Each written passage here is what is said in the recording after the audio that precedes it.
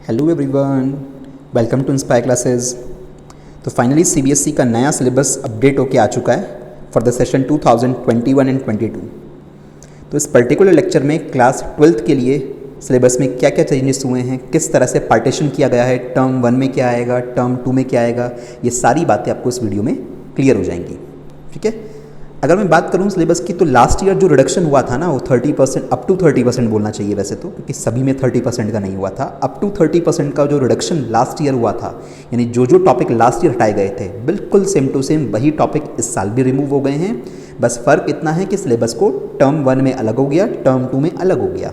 मतलब पहले तो आपको एक सिंगल बोर्ड एग्जाम देना पड़ता था, तो पूरी फिजिक्स पढ़ के जानी पड़ती थी, पार्ट 1 पार्ट 2 कंप्लीट पढ़ना पड़ता था, ऑल 14 चैप्टर्स। बट अब जैसे दो पार्टीशन हो गए सेमेस्टर वाइज, तो आपको हाफ पोर्शन तो अब पढ़ना है टर्म 1 के लिए, और बाकी का हाफ पोर्शन टर्म 2 में पढ़ना है। टर्म 1 का कोई भी चैप्टर टर्म 2 में रिपीट नहीं होगा। ठीक है, तो ये चीज़ ध्यान रखना, एक एक करके सारी बातें, आपके सारे पॉइंट्स क्लियर हो जाएंगे। ओवरऑल अगर बोलूँ तो एज सच कोई बहुत ज़्यादा चेंज नहीं है फिजिक्स के सिलेबस में, बहुत सारी चीज़ें डिडक्ट नहीं हुई हैं। कोई भी ऐसा चैप्टर नहीं है जो कम्प्लीटली रिमूव हुआ हो। जितने भी 14 चैप्टर्स हैं, कम्युनिकेशन सिस्टम जो लास्ट आपको एनसीईआरटी में मिलेगा अपनी पार्ट 2 में, वो तो कई साल पहले हटा दिया गया है। 14 चैप्टर्स हुआ करते थे सिलेबस में, अब तो कोई भी चैप्टर पूरा नहीं हटा है, सब में से थोड़ा थोड़ा, और किसी में से तो कुछ भी नहीं हटा है। तो इस तरह के चेंजेस हुए माइनर से। लास्ट ईयर भी यही थे, इस बार भी वही हैं। बस टर्म 2 और टर्म 1 में कैसे डिवाइड कर दिया गया है सिलेबस को, उस बारे में एक बार चर्चा कर लेते हैं। तो टर्म 1 की अगर मैं बात करूं कि फर्स्ट टर्म जो हमारा नवंबर के आसपास, नवंबर के एंड में होगा, है ना, 15 नवंबर के बाद कभी भी स्टार्ट हो सकता है। कंप्लीटली एमसीक्यू बेस्ड पेपर होना है। टोटल फिजिक्स कितने मार्क्स की आती थी, तो टोटल आती थी 70 मार्क्स की। तो टर्म 1 कितने मार्क्स का होगा, 35 मार्क्स का होगा। ऐसे ही टर्म 2 कितने मार्क्स का होगा, 35 मार्क्स का होगा। हाफ ऑफ पार्टी तो होना है। तो देख लेते हैं कि करके क्या होने वाला है, सिलेबस किस तरह से है। तो ये रहा फाइनली 2021 और 22 के लिए आपके टर्म 1 का सिलेबस। 90 मिनट का पेपर होगा, 1.5 घंटे का। कितने क्वेश्चंस आएंगे ये तो बताया नहीं है अभी सीबीएसई ने, वो तो जब सैम्पल पेपर आएंगे तब पता लगेगा। बाकी ये एमसीक्यू फॉर्मेट होना है। इस एमसीक्यू फॉर्मेट में वैरायटी ऑफ क्वेश्चन बन सकते हैं। ऐसा हो सकता है कि एक सिंपल क्वेश्चन दिया, उसके 4 ऑप्शन दे दिए, जो नॉर्मल एमसीक्यू होता है। ऐसा हो सकता है कि एक स्टेटमेंट देख के बाद में उन्होंने कुछ बीच में स्पेस छोड़ दी, यानी फिलअप टाइप के, है ना, fill in the blanks type के, और फिर 4 ऑप्शन आपके पास कि इन चारों में से कौन सा यहाँ पे फिल हो सकता है।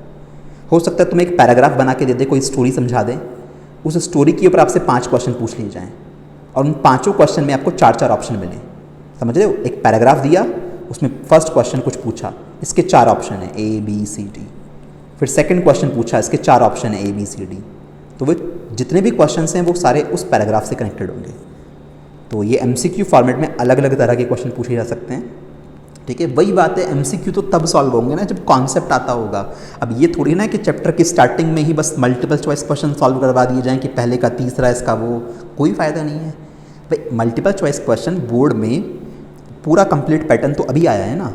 ऐसा तो है नहीं कि भाई पहले से मल्टीपल चॉइस क्वेश्चन बोर्ड में आते थे बहुत सारे, 5-10 क्वेश्चन पहले भी आया करते थे, but completely MCQ based paper term 1 जैसे अब की बार किया है, पहली बार हुआ है। मल्टीपल चॉइस क्वेश्चन तो कॉम्पिटिटिव एग्जाम में पहले से आ रहे हैं। तो ऐसा थोड़ी ना कि कोई बच्चा कॉम्पिटिशन की प्रिपरेशन करने जाएगा तो उसको सिर्फ मल्टीपल चॉइस क्वेश्चन सॉल्व करवाए जाएंगे, उसको तो पूरा चैप्टर ही पढ़ाया जाएगा ना, वो भी काफ़ी डिटेल में। क्योंकि एमसीक्यू हैंडल करने के लिए तो आपको बहुत बारीकी से बातें पता होनी चाहिए सारी। ऊपर से पढ़ी हुई चीज़ के तो कुछ कर ही नहीं पाओगे, गलती होने के चांसेस हो जाएंगे। तो फिर से वही बात है, टाइप कैसा भी हो क्वेश्चन का, इस बात से फ़र्क नहीं पड़ता, हमें डिटेल में अपने कॉन्सेप्ट्स बिल्डअप करने हैं। अगर आपको सही चीज़ें, सारी चीज़ें वो ऊपर से मसाला डली भी नहीं आती, बहुत ठीक से आपको अंदर तक की चीज़ें पता हैं, तो आपके कोई भी क्वेश्चन गलत नहीं होगा। ठीक, तो ये बात ध्यान रखना, पढ़ना कॉन्सेप्ट ही है अच्छे से, फॉर्मेट चाहे जो भी हो। तो ये है डिवीज़न। अगर सिलेबस की बात करूँ, मार्क्स का डिवीज़न देख लो। एनसीईआरटी में स्टार्टिंग के जो 3 चैप्टर्स हैं करंट इलेक्ट्रिसिटी तक, वो तीनों मिला के 17 मार्क्स के आएंगे। इंडिविजुअल डिवीज़न नहीं है कि ये कितने का है, ये कितने का, ये कितने का, ना, टोटल मिला के सीबीएसई 17 का पूछेगा। इसके अलावा चैप्टर 4, 5, 6, 7 ये टोटल 18 के आएंगे। बहुत सिंपल सा डिवीज़न है। शुरू के 3 चैप्टर 17 मार्क्स के, नेक्स्ट 4 चैप्टर 18 मार्क्स के, तो हो गया 35 का पेपर, है ना। तो पहला पेपर 35 मार्क्स का होगा आपका ये। तो फर्स्ट बुक में टोटल 8 चैप्टर होते हैं। इलेक्ट्रोमैग्नेटिक वेव भी होता है फर्स्ट बुक के अंदर। अगर आप एनसीईआरटी का पार्ट 1 देखोगे तो इलेक्ट्रोमैग्नेटिक वेव नहीं आ रहा है आपका टर्म 1 में, उसको उन्होंने टर्म 2 के अंदर डाल दिया है। ठीक है, तो इतने चैप्टर्स हैं जो आपको पढ़ने हैं टर्म 1 के अंदर। चैप्टर के नाम तो क्लियर हो गए। बात आती है सिलेबस की, एक एक करके देखते हैं। सिलेबस में एज सच बहुत ज़्यादा चेंज नहीं है, बहुत डिटेल में आपको एज इट इज़ सारी चीज़ें पढ़नी है। तो स्टार्ट करते हैं। ये चीज़ पढ़ लेना, जो भी हाईलाइट कर रखे हैं टॉपिक वो इस सेशन के लिए सिलेबस से रिमूव कर दिए गए हैं। हाईलाइटेड पोर्शन नहीं पढ़ना है, बाकी उसके अलावा जो हाईलाइट नहीं है वो सब सिलेबस में है। तो बात करें इलेक्ट्रोस्टैट्स में chapter 1 electric charges and fields, तो पूरा का पूरा चैप्टर सिलेबस में है एज इट इज़, सिर्फ एक टॉपिक को छोड़ के जो है uniformly charge thin spherical shell की वजह से इलेक्ट्रिक फील्ड निकालना। गॉस लॉ की जब पढ़ाई जाती है बात, तो गॉस लॉ में 3 एप्लीकेशंस होते हैं। एक तो इनफाइनाइट लेंथ के लॉन्ग वायर की वजह से इलेक्ट्रिक फील्ड निकालना, वो पढ़ना है। इनफाइनाइट प्लेट शीट की वजह से मैग्नेटिक फील्ड निकालना, वो भी पढ़ना है। थर्ड एप्लीकेशन जो होता है एक स्फेरिकल शेल के आउटसाइड रीजन में, शेल की सरफेस पे और शेल के अंदर इलेक्ट्रिक फील्ड निकालना, वो वाला डेरिवेशन वाला सेक्शन। और उसके न्यूमेरिकल भी नहीं आएंगे, ऑब्वियस सी बात है, जब टॉपिक हटाए तो पूरा का पूरा। तो ये सेक्शन बस आपको नहीं पढ़ना है, बाकी पूरा chapter as it is syllabus में है। ठीक है, चलिए, मतलब कोई टॉपिक अगर हटाए ना तो मान के चलिए उससे कनेक्टेड न्यूमेरिकल्स भी नहीं पूछे जाएंगे। तो इसमें थिन स्फेरिकल शेल के कई क्वेश्चन थे तो वो नहीं आएंगे। अब लास्ट ईयर के जैसा है बिल्कुल सिलेबस, लास्ट ईयर जैसा था इस साल भी वही है। बात करें सेकंड चैप्टर इलेक्ट्रोस्टैटिक पोटेंशियल और कैपेसिटेंस, इसमें से कुछ भी नहीं हटाया गया है। पूरा का पूरा chapter full and final syllabus के अंदर है, एवरीथिंग आपको पढ़ना है। तो मतलब मैं बात करूं कि पूरी इलेक्ट्रोस्टैट में से फर्स्ट और सेकंड चैप्टर इलेक्ट्रोस्टैट कहलाता है ना, उसमें से बस एक ये वाला टॉपिक हटा है, बाकी कुछ भी रिमूव नहीं हुआ है, पूरा पढ़ना है। चलिए, वेल एंड गुड। बात आती है करंट इलेक्ट्रिसिटी, ये आपकी है third unit third chapter current electricity. इसमें से क्या रिमूव हुआ है, तो इसमें से बहुत छोटे छोटे से टॉपिक्स लाइक कार्बन रजिस्टर, उसकी कलर कोडिंग और सीरीज और पैरेलल कॉम्बिनेशन रजिस्टर के, ये सब हटाए हैं।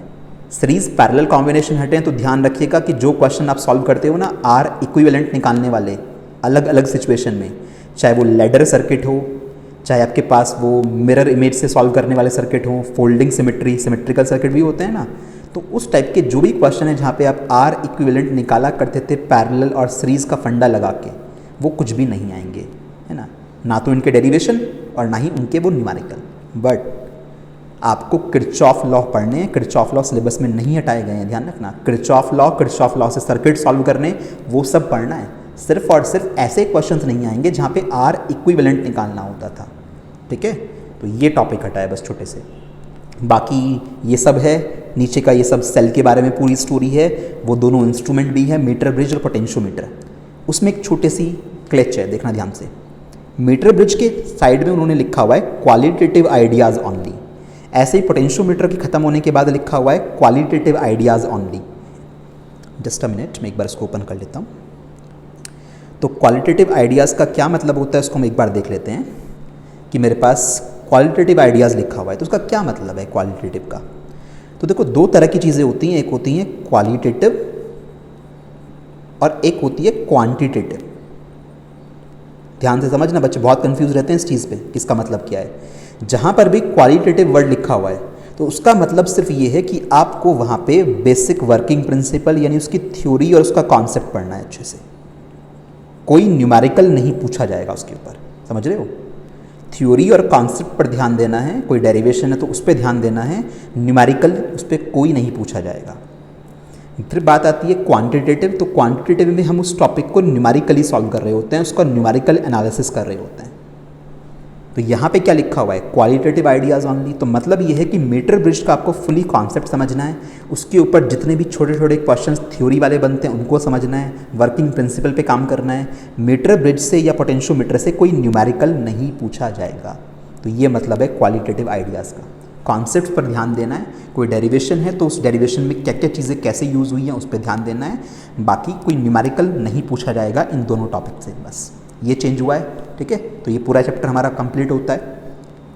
नेक्स्ट पे चलें, chapter 4 moving charges and magnetism. इस चैप्टर के अंदर से क्या हटाया है, तो इसमें से सिर्फ एक इंस्ट्रूमेंट हटाया साइक्लोट्रॉन, लास्ट ईयर भी यही हटा था। बाकी पूरा का पूरा चैप्टर एवरीथिंग आपको पढ़ना है यहाँ पे। साइक्लोट्रॉन को छोड़ दिया जाए तो complete chapter as it is syllabus में है, ठीक, और कोई चेंज नहीं हुआ है। चैप्टर 5 पे आए, मैग्नेटिज्म एंड मैटर। इसको देख के खुश हो जा रहे होंगे बच्चे कि बहुत सारा कुछ हाईलाइट कर रखा है, तो कितने सारे टॉपिक हटे हैं। तो आपको मैं बता दूं कि जो ये वाला सेक्शन हाईलाइट कर रखा है ये वैसे भी पहले नहीं पढ़ाया जाता था, इस पर बोर्ड कभी क्वेश्चन नहीं पूछता था, ये सिर्फ फार्मूले लिखाए जाते थे इसके, तो ये वैसे भी पहले नहीं पढ़ाया जाता था अलग से, तो अब ये हट गया तो इससे कुछ खास फर्क नहीं पड़ा है। बट हाँ, जो ये नीचे वाला पोर्शन है, पैरामैग्नेटिक, डायमैग्नेटिक, फेरोमैग्नेटिक सब्सटेंस, और फिर परमानेंट मैग्नेट के बारे में, इलेक्ट्रोमैग्नेट के बारे में, क्योंकि ये सब तो आई थिंक आप electromagnet, permanent magnet class 10th में भी पढ़ के आ चुके हो, है ना। ये टॉपिक नहीं पढ़े हैं क्लास 10th में, तो ओवरऑल ये सब चीज़ें ये हटा दी गई हैं, ये नहीं पढ़नी, लास्ट ईयर भी नहीं था ये। और ये सेक्शन जो छोटा सा फार्मूले के फॉर्मेट में था ये भी नहीं पढ़ना। बाकी क्या क्या बचा, current loop as a magnetic dipole, ये बचा है, उसका डायपोल मोमेंट निकालना, घूमते हुए इलेक्ट्रॉन का मैग्नेटिक डायपोल मोमेंट निकालना, ठीक है, बार मैग्नेट को सोलेनॉइड की तरह प्रूव करना, मैग्नेटिक फील्ड लाइन के कॉन्सेप्ट, और अर्थ का मैग्नेटिक फील्ड और उसके जो भी कंपोनेंट होते हैं वो सब। जो हाईलाइटेड पोर्शन है वो हटा है, बाकी सारी चीज़ें सिलेबस में है। तो चैप्टर में से थोड़ी बहुत बातें हटी हैं, ऐसा नहीं कि चैप्टर बहुत सारा कट हुआ है, थोड़ी बहुत चीज़ें ये लास्ट की मानो, क्योंकि ये तो इंपॉर्टेंट पहले से भी नहीं थी, ठीक है। तो ये है आपका चैप्टर 5 का सिलेबस जो हमें पढ़ना है। बात आती है नेक्स्ट पे, चैप्टर 6 और 7। तो चैप्टर 6 है इलेक्ट्रोमैग्नेटिक इंडक्शन, जिसको आप EMI बोलते हो। इसमें से कुछ भी नहीं हटा है, ये पूरा चैप्टर फुल आपको पढ़ना है। काफ़ी 2 लाइन का लग रहा होगा आपको, ये सिलेबस 2 लाइन का है, ये बहुत बड़ा चैप्टर है, बहुत डिटेल में आप इसमें सारी बातें पढ़ोगे। तो electromagnetic induction is quite important chapter, है ना, इसको हम अच्छे से पढ़ रहे होंगे, कुछ नहीं हटाया है। फिर बात आती है अल्टरनेटिंग करंट की। तो ये पूरा का पूरा न्यूमेरिकल बेस्ड चैप्टर है, इसमें कॉन्सेप्ट सारे न्यूमेरिकल से हैंडल होते हैं। तो अच्छी बात है कि अब तो MCQ बेस्ड में चला गया है ना, ये टर्म 1 का पार्ट है, तो हमें न्यूमेरिकली सॉल्व करने होंगे क्वेश्चन इसके। इसमें से क्या हटाया है, बहुत चिंदी से टॉपिक्स हटाए हैं, एक तो पावर फैक्टर और एक वॉटलेस करंट। वॉटलेस करंट बहुत छोटा सा टॉपिक था, चलो ये तो ठीक है, हटा दिया।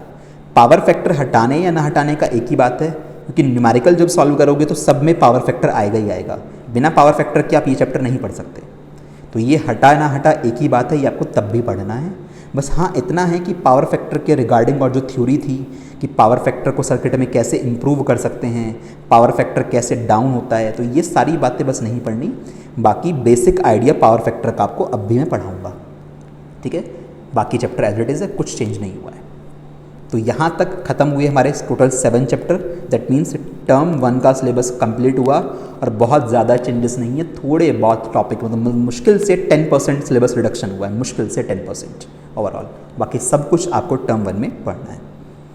आई होप बात क्लियर हो गई होगी। चलें अब टर्म 2 की तरफ। तो टर्म 1 हो गया हमारा MCQ बेस्ड पैटर्न का 1.5 घंटे का पेपर।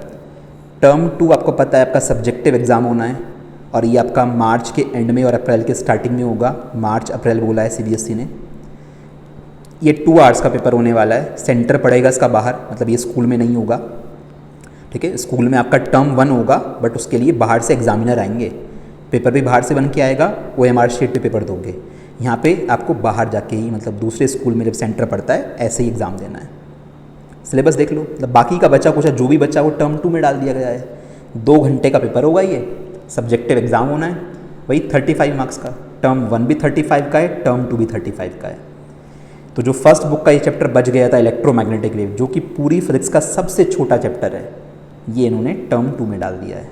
और बाकी सारा कुछ है, मतलब 14 तक देख रहे हो सारे चैप्टर है, मतलब पूरा चैप्टर कोई नहीं हटाया है। तो बहुत खुश मत हो ना कि ये चैप्टर्स हटे, कोई चैप्टर नहीं हटाए, सब बढ़ना है, थोड़ा थोड़ा सब में से हटाया गया है। तो अच्छी बात है, फालतू की चीज़ें जो एक्स्ट्रा थी वो हटा दो, बढ़िया है। जो इंपॉर्टेंट चीज़ें हैं वो तो पढ़ने में फ़ायदा है ना, नहीं तो 12th पास करने का क्या फ़ायदा, साइंस लेने का फ़ायदा ही क्या हुआ जब तुमने कुछ पढ़ा ही नहीं अगर। तो देखो मार्क्स का डिवीज़न अपने अकॉर्डिंग देख लेना भाई। ये तीनों चैप्टर्स ऑप्टिक्स के 2 चैप्टर होते हैं, प्लस इलेक्ट्रोमैग्नेटिक वेव मिला के 17 मार्क्स के। इसमें से 14 के आसपास के तो ये आते हैं, और 2 या 3 मार्क्स का ये पूछा जाता है, ठीक है। खैर उसके अलावा फिर चैप्टर 11, 12 और 13, ये तीनों मिला के 11 मार्क्स के। और लास्ट में अकेला चैप्टर सेमीकंडक्टर का, जो हाईली स्कोरिंग चैप्टर है। ध्यान रखना, थ्योरी बेस्ड पेपर होना है इसका, सब्जेक्टिव एग्जाम होना है, तो उसी तरह से तैयारी होनी है। ये 7 मार्क्स का आएगा, अकेला चैप्टर 7 का, ठीक। इतनी बात क्लियर हो गई। एक एक करके सिलेबस देख लो, क्या रिडक्शन है, क्या चेंज है। पता लग जाएगा।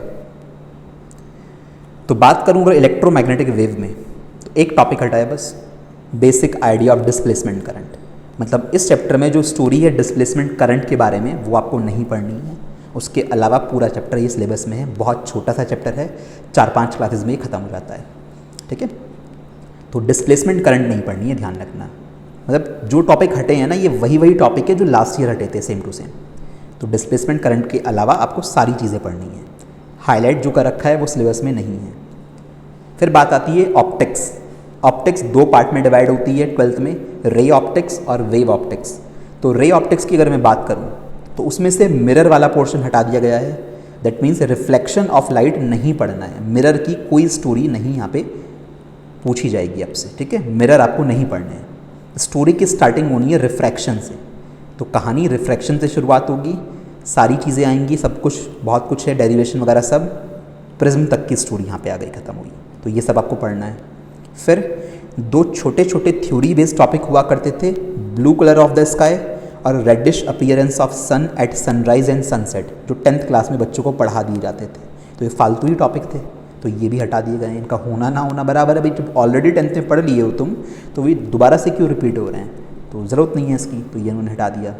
बाकी इंस्ट्रूमेंट्स पढ़ने हैं, माइक्रोस्कोप पढ़ोगे, एस्ट्रोनॉमिकल टेलीस्कोप पढ़ोगे, ये भी 2 तरह की होती हैं अलग अलग, और उनकी मैग्नीफाइंग पावर्स, इन पर न्यूमेरिकल्स भी आएंगे। ठीक है, तो ऑप्टिक्स बहुत बड़ा सेक्शन होता है, तो उसमें से थोड़ा सा तो मिरर वाला पोर्शन हटाए छोटा सा, और ये तो थ्योरी के 1 पेज के टॉपिक होते थे, बस ये 2 टॉपिक हटाए हैं इन्होंने। बात क्लियर है? ऑप्टिक्स बाकी एज इट इज़ है।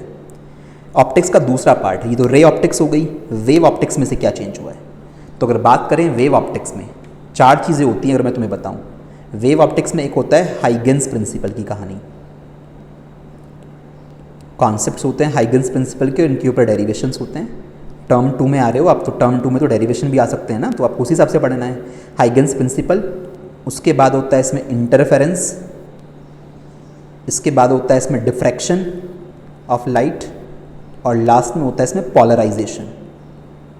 इस तरह से ही आपका वेव ऑप्टिक्स क्लासीफाई होता है। तो इसमें से सिर्फ पोलराइजेशन को हटा दिया गया है, बाकी तीनों टॉपिक आपको पढ़ने हैं अलॉन्ग विद एवरीथिंग। तो ये जो लास्ट में मैंने हटाया है ना, ये रहा पोलराइजेशन के बारे में ही, ये सारी बातें जो हाईलाइट कर रखा है, ये पोलराइजेशन ऑफ लाइट आपको नहीं पढ़ना आप। और एक छोटा सा टॉपिक था रिजॉल्विंग पावर का, माइक्रोस्कोप और टेलीस्कोप की रिजॉल्विंग पावर। भाई माइक्रोस्कोप टेलीस्कोप तो पढ़ने हैं, वो तो रे ऑप्टिक्स में आ गए। उसी से जुड़ा हुआ एक टॉपिक था उनकी रिजॉल्विंग पावर का, ये नहीं पढ़ना है आपको। ठीक है, तो रिजॉल्विंग पावर हटाई है और पोलराइजेशन का पूरा टॉपिक हटा दिया है, बाकी वेव ऑप्टिक्स पूरी पढ़नी है। ठीक है, ये हुआ वेव ऑप्टिक्स के बारे में ख़त्म। नेक्स्ट पे चलते हैं, chapter 11 dual nature of radiation and matter. अगर मैं बोलूँ कि इस चैप्टर में से एज सच कुछ नहीं हटा, ये पूरा चैप्टर आएगा। आप कहोगे लास्ट में तो आपने हाईलाइट कर रखा है, तो बच्चों ये जो टॉपिक हटाया है ना इन्होंने, डेविसन जर्मर एक्सपेरिमेंट, इसमें ऑलरेडी तुम पढ़ो ज़रा, उन्होंने खुद लिखा हुआ था पहले कि एक्सपेरिमेंटल डिटेल्स ओमिट करनी है, इनको नहीं समझाना है ज़्यादा, सिर्फ कंक्लूजन के ऊपर ध्यान देना है। मतलब ये एक्सपेरिमेंट 10 से 15 मिनट में क्लास में एक्सप्लेन कर दिया जाता था, इसमें बहुत ज़्यादा टाइम नहीं लगता था। तो ये बहुत छोटा सा 10-15 मिनट का टॉपिक था जो इन्होंने हटाया है, तो इसका हटाना ना हटाना एक ही बात है। बाकी पूरा चैप्टर फुल आपको पढ़ना है, ये सारा कुछ जितना भी इसमें आएगा। ठीक है, तो ये तो ना के बराबर है जो उन्होंने हटाया है, छोटा सा ही तो टॉपिक था बहुत। फिर बात करें नेक्स्ट 2 चैप्टर्स एटम्स और न्यूक्लियाई, तो एटम वाले चैप्टर में से कुछ नहीं हटा, फुल चैप्टर है सिलेबस में। न्यूक्लियाई वाले चैप्टर में से हाँ मैं बोल सकता हूँ कि लगभग 50% ख़त्म कर दिया उन्होंने चैप्टर। ये चैप्टर 50% रिमूव कर दिया है, ऑलमोस्ट आधा रह गया। मतलब ये चैप्टर कैसे, पूरी रेडियो एक्टिविटी हटा दी इन्होंने। रेडियो एक्टिविटी का सारी कहानी, alpha beta gamma rays, radioactive decay, half life, mean life, binding energy per nucleon, उसका ग्राफ मास नंबर से, तो ये जितना भी हाईलाइटेड पोर्शन है लगभग 50% है इस चैप्टर का, ये हटा दिया है। सिर्फ क्या बचा है, न्यूक्लियस का बेसिक बचा है, न्यूक्लियस के कंपोजिशन के बारे में, मास एनर्जी रिलेशन E=mc² की बात, मास डिफेक्ट, ठीक है, न्यूक्लियर फिजन फ्यूज़न के कॉन्सेप्ट जहाँ पे न्यूक्लियर रिएक्टर भी आपको पढ़ाया जाता है, तो वो सब चीज़ें बची हैं। तो हाईलाइट जो मैंने कर रखा है वो रेडियो एक्टिविटी का पोर्शन है, वो यहाँ पे नहीं पूछा जाएगा। लास्ट ईयर भी ये हटाया हुआ था, इस बार भी सेम टू सेम है। तो इतनी बात क्लियर हो गई, न्यूक्लियाई वाला चैप्टर हमारा कंप्लीट हुआ। अब लास्ट चैप्टर की तरफ बढ़ते हैं, सेमीकंडक्टर डिवाइसेस। आखिर वाला चैप्टर है हमारा सेमीकंडक्टर डिवाइस बोल लो, इलेक्ट्रॉनिक डिवाइस बोल लो, सेमीकंडक्टर के ऊपर बेस्ड चैप्टर है। तो ये चैप्टर कंप्लीट आपको पढ़ना है, सिर्फ एक टॉपिक हटा है इसमें से, कौन सा, जीनर डायोड, ये वाला टॉपिक। ये एक इंस्ट्रूमेंट था और फिर उसका एक एप्लीकेशन था, इसको वोल्टेज रेगुलेटर की तरह कैसे यूज़ करते हैं। तो जीनर डायोड कुल मिला के आपको नहीं पढ़ना है, लास्ट ईयर भी ये हटाया था इन्होंने, इस बार भी वही रखा है। तो जीनर डायोड सिलेबस में से हट चुका है। तो आपको 3 स्पेशल टाइप के डायोड पढ़ने हैं, एलईडी, फोटो डायोड और सोलर सेल, ठीक है। जीनर डायोड नहीं आएगा। अब कुछ बच्चे जो कंपटीशन की प्रिपरेशन कर रहे हैं, लाइक जेई मेंस या नीट की प्रिपरेशन कर रहे हैं, तो वो अगर देखेंगे तो इसके आगे भी कुछ चीज़ें होती हैं चैप्टर के अंदर। एनसीईआरटी में भी देखोगे तो है, ट्रांजिस्टर्स होते हैं, है ना, इनके भी अलावा बता रहा हूँ, ट्रांजिस्टर्स होते हैं और लॉजिक गेट्स होते हैं, एंड गेट, और गेट, नॉट गेट। तो बच्चों ये ट्रांजिस्टर्स और लॉजिक गेट्स 2019 का लास्ट पेपर जो हुआ था, 2019 में जिन बच्चों ने पेपर दिया था उस ईयर आए थे। उसके बाद 2020 में ये, मतलब 19 के बाद ये हटा दिए गए थे, 2019 के बाद ये सिलेबस में है ही नहीं। तो वो तो बहुत पहले सीबीएसई ने 2-3 साल पहले रिमूव कर चुका है ट्रांजिस्टर और लॉजिक गेट वाला टॉपिक। जीनर डायोड हुआ करता था, जीनर डायोड लास्ट ईयर से गायब है, इस साल भी वो जीनर डायोड नहीं पूछ रहे हैं। बाकी बच्चों ये पूरा चैप्टर मेनली थ्योरी बेस्ड है, इसमें बहुत स्ट्रॉन्ग कॉन्सेप्ट होना चाहिए, हाईली स्कोरिंग है, काफ़ी बड़ा चैप्टर है, अभी भी ये 7 मार्क्स का आएगा। बात समझ में आ गई? तो पूरा फिजिक्स का सिलेबस मैंने तुम्हें बता दिया कि क्या क्या पढ़ना है। तो एट लास्ट में फाइनली एक बार देख लेते हैं कि क्या करना है, अब क्या नहीं करना है। तो मैं आपको एक बार फिर से बता दूं कि अपने कॉन्सेप्ट पे फोकस रखिए। ऐसा नहीं है कि आप टाइप ऑफ क्वेश्चन के पीछे भाग रहे हो कि हमारे एमसीक्यूज़ में आने हैं, इसमें वो आने हैं तो एमसीक्यू पढ़ने स्टार्ट कर दो। एमसीक्यू पढ़ने से कुछ नहीं होगा भाई। आप ऐसा नहीं कि कोई एमसीक्यू की बुक खोल के बैठ गए और तुमने वो सारे एमसीक्यू पढ़ डाले कि इसका ये ऑप्शन अच्छा ये आएगा तो ये, वो क्वेश्चन आएंगे ही नहीं। क्वेश्चन तो हर बार नहीं बनेंगे ना। तो इसलिए बेहतर है कि आप अपने कॉन्सेप्ट को बिल्डअप करें, उसको सॉलिड रखें, ठीक है। दूसरी चीज़ ये है कि कोशिश करें कि टर्म 2 के 1-2 चैप्टर्स एटलीस्ट आप टर्म 1 में ही कंप्लीट कर लो, क्योंकि टर्म 2 के लिए ज़्यादा टाइम नहीं मिलेगा आपको। भाई खुद सोचो, दिसंबर भी हो सकता है हाफ ही मिले। मेरा पेपर 10 दिसंबर तक खत्म हुए तो आधे दिसंबर मिला ना बस लगभग। जनवरी मिलेगी आपको पूरी, फरवरी मिलेगी आपको पूरी, और मार्च हाफ मिलेगा आपको। तो ऑलमोस्ट मान के चलो 3 मंथ्स के आसपास, 3 महीने मिलेंगे आपको टर्म 2 के लिए। और 3 महीने में आपको सेकंड बुक निपटानी है, सोच रहे हो, सेकंड बुक, जिसमें से अपने आप में ऑप्टिक्स 1 महीना ले जाती है। ऑप्टिक्स इतनी बड़ी यूनिट है, ये 1 मंथ ले जाती है बहुत आराम से। तो इसलिए बेटर है कि कोई छोटे से, ज़रूरी नहीं ऑप्टिक्स पढ़नी है, पहले ऑप्टिक्स पढ़ लेना टर्म 2 में। 1-2 चैप्टर, मेरे कहने का मतलब ये है कि टर्म 2 के पहले से ही करके रख लो, ताकि टर्म 1 में ही करके रख लो, ताकि टर्म 2 में ज़्यादा दिक्कत ना हो। और लास्ट में एनसीईआरटी पे फोकस रखिए। एनसीईआरटी के जो भी बेस्ट क्वेश्चन हैं वो आप लोगों को सॉल्व करने हैं। और अगर हो सके किसी को मल्टीपल चॉइस क्वेश्चन की प्रैक्टिस करनी है तो आप एनसीईआरटी एग्जाम्पलर में जो सिंगल करेक्ट वाले होते हैं, एग्जाम्पलर की बुक अगर किसी ने देखी हो तो 11th और 12th की जो एग्जाम्पलर बुक्स होती हैं उसमें सिंगल करेक्ट एमसीक्यूज़ भी होते हैं और ऐसे एमसीक्यू भी होते हैं जिनका एक से ज़्यादा आंसर है, क्योंकि आईआईटी एडवांस में वो पूछे जाते हैं। तो सिंगल करेक्ट वाले एमसीक्यूज़ आप वहाँ से प्रैक्टिस कर सकते हो अपने चैप्टर को थॉरोली पढ़ने के बाद। अपने चैप्टर को अच्छे से करिए, इंपॉर्टेंट जितने भी न्यूमेरिकल्स हैं एनसीईआरटी के वो करिए, उसके बाद मूव ऑन होना एग्जाम्पलर वाली बुक पे। और सबसे ब्लंडर पॉइंट जो होने वाला है वो ये है कि कंपटीशन लेवल के एमसीक्यू में, बोर्ड लेवल के एमसीक्यू में कंफ्यूज मत हो जाना। पता लगे कि तुम कॉम्पिटिटिव लेवल के एमसीक्यू, एक बच्चा जो कंपटीशन की प्रिपरेशन नहीं कर रहा है और वो बोर्ड की तैयारी के लिए किसी कंपटीशन की बुक लेके बैठ गया और कह रहा है क्वेश्चन सॉल्व नहीं हो रहे हैं। भैया कंपटीशन के क्वेश्चन का लेवल थोड़ा हाई होता है, ऐसे क्वेश्चन आपसे बोर्ड में नहीं पूछे जाएंगे, ठीक है। तो कंपटीशन के क्वेश्चन सॉल्व करते वक्त आपसे क्वेश्चन अटक जाते हैं बहुत सारे, तो भाई उस चीज़ को ध्यान रखना कि वो बुक अलग पर्पज़ के लिए है और बोर्ड के एमसीक्यूज़ अलग तरह से बनेंगे। एमसीक्यूज़ में भी जो ना टर्म 1 का जो पेपर होगा उसमें अलग अलग तरह के क्वेश्चन पूछे जा सकते हैं, समझ रहे हो, कि वहाँ पर आपके पास एक पैराग्राफ दे देंगे, उससे कनेक्टेड 3-4 क्वेश्चन पूछ लेंगे। फिलअप दे देंगे, एक सेंटेंस दे दिया, बीच में कोई स्पेस छोड़ दी, उसमें से पूछ लेंगे 4 में से कौन सा ऑप्शन आएगा। तो आपको कॉन्सेप्ट पता होगा, मैं फिर से बोल रहा हूँ, फिजिक्स में सॉलिड करना पड़ेगा कॉन्सेप्ट अगर आपको क्वेश्चन टैकल करने हैं, क्योंकि रूम में जो बंदे बैठे होंगे सबके पास अलग अलग सेट होंगे, क्वेश्चन शफल होंगे, तो चीटिंग का तो कोई लॉजिक नहीं बनता। और गलती से भी तुमने ज़्यादा खिचड़ी पका दी उस पर OMR शीट पे और वो ज़्यादा बार मिटा दिया तुमने, तो वो क्वेश्चन ऑलरेडी रिजेक्ट हो जाएगा, क्योंकि अगर ख़राब हो गया ना वहाँ से वो OMR शीट, दूसरी OMR शीट नहीं मिलती है कि ये ख़राब होगी मेरे को दूसरी दे दो। भैया जो OMR शीट थी उस पर से कोई क्वेश्चन, कोई गोला तुम्हारा फट गया है, वहाँ से तुमने ज़्यादा रबिंग कर दी, तो वो ऑप्शन तुम्हारा पहले से ही कैंसिल हो जाएगा, मशीन उसको रीड नहीं करेगी, क्योंकि OMR शीट मशीन पे चेक होती है, इसको कोई इंडिविजुअल चेक नहीं करता, इस बात का ध्यान रखना, ठीक है। मशीन पे स्कैनिंग होती है इन शीट्स की। तो अपनी प्रिपरेशन बढ़िया से रखिए, सारी बातों का ठीक से ख्याल रखना है। ऐसा नहीं भाई मल्टीपल चॉइस क्वेश्चन टर्म 1 में आपके आने हैं, भाई शुरू के 7 चैप्टर्स जो हैं वो MCQ बेस्ड वाले पैटर्न में चले गए अब। तो ये थोड़ी ना है कि मल्टीपल चॉइस क्वेश्चन की प्रैक्टिस करना स्टार्ट कर दो, कॉन्सेप्ट भूल जाओ। भाई कंपटीशन में, JEE में, नीट में ये MCQ तो पहले भी आते थे, तो कोई बच्चा अगर इनकी कंपटीशन की प्रिपरेशन करने जाएगा तो उसको ये थोड़ी ना है कि मल्टीपल चॉइस क्वेश्चन सॉल्व करवाए जाएंगे सिर्फ। पहले उसको पूरा चैप्टर बहुत ठीक से पढ़ाया जाएगा, एवरीथिंग, जहाँ ज़रूरी होगा उसका डेरिवेशन भी दिखाया जाता है बच्चे को कंपटीशन की प्रिपरेशन में भी, और उसके बाद फिर उसको क्वेश्चन प्रैक्टिस कराए जाते हैं।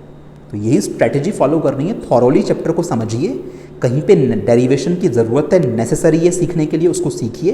कि ये नहीं करना कि डेरिवेशन तो नहीं आएगा टर्म 1 के अंदर क्योंकि मल्टीपल चॉइस पैटर्न है।